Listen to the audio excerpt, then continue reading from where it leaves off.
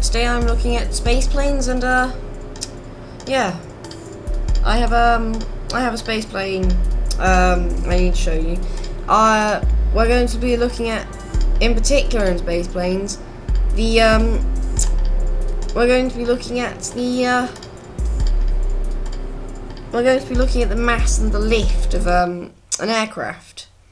So this aircraft, I messed up the center of mass, messed up the center of lift. So let's go ahead and launch this. Then we'll launch it with the non-messed up version of it. And look at how different they are.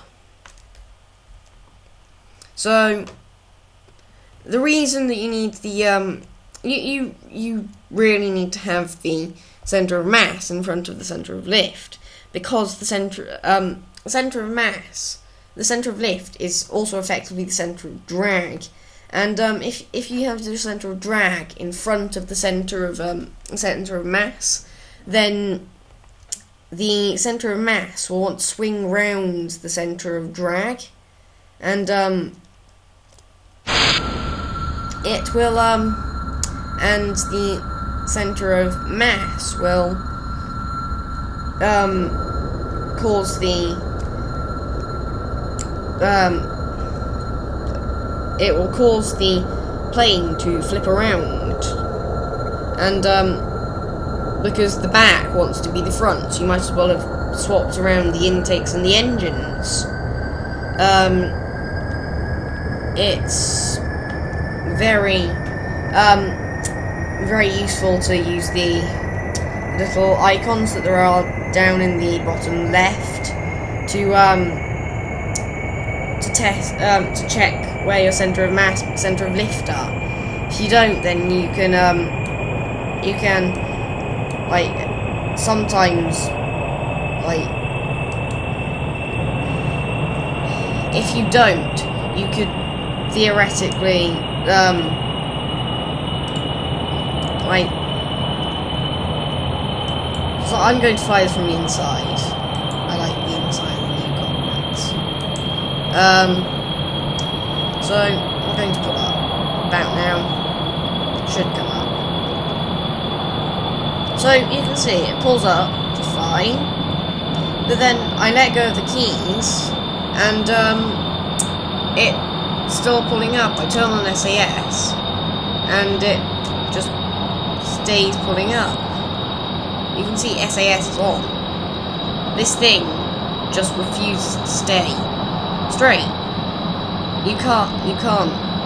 It always wants to point retrograde rather than prograde, and wanting to point retrograde rather than prograde is really not a good thing.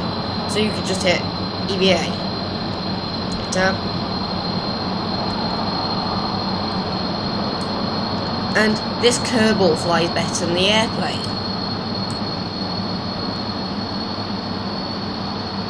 The reason being that the airplane always wants to point the way that it can't point. It always wants to point retrograde. And as a result, retrograde keeps on changing, it keeps on flipping and spinning around. So this happens and you get a spectacular crash instead of what you would have wanted, which is your SSTO space plane. So I'll show you the non-messed up version.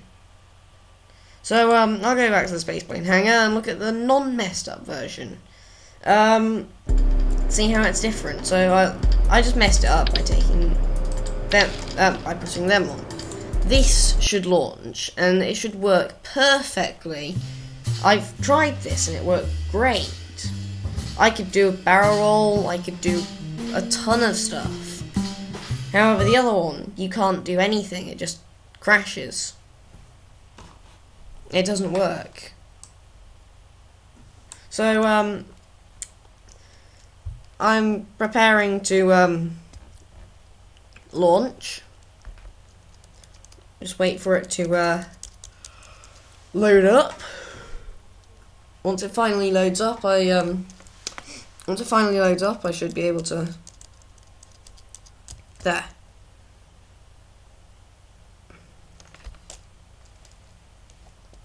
So, space.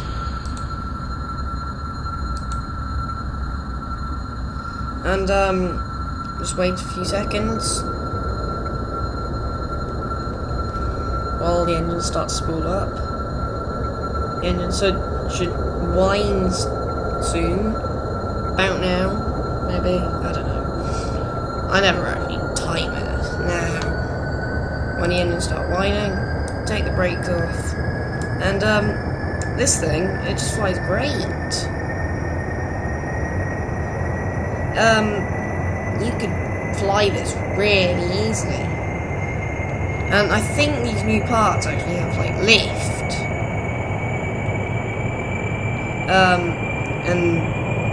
Rather than just having drag, so you can have lifting body effects.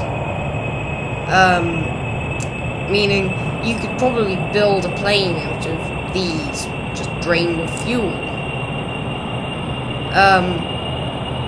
And it might even fly.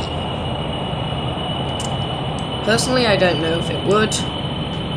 I believe it could, though. So, if I pull up, then this thing should, at about 80 meters per second, this thing will pull up.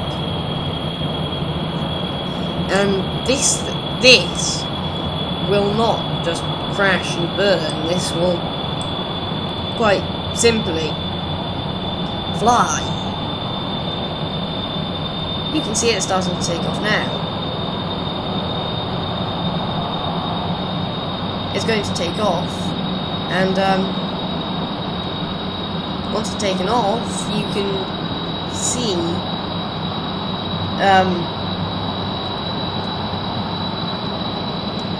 it's taken off now, and you can see it's not trying to pull up, it's not trying to pull down. It's just flying like a normal plane. I could probably, even at this altitude, do this. And this thing doesn't take much damage.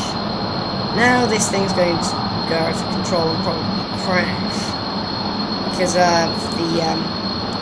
of the effects of the. Yeah, I probably shouldn't have done that too early. Right. Yeah. See you next time.